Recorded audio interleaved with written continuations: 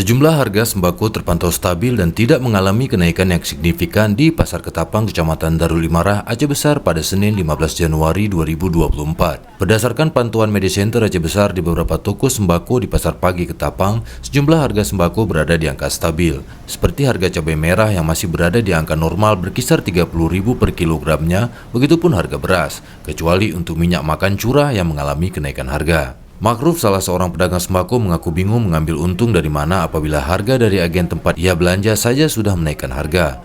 Yang paling tinggi ini minyak. Minyak yang paling parah lagi ini minyak. Dari harga emperan 14, hari ini udah 16. Dari 2 hari ini udah 16 harga minyak.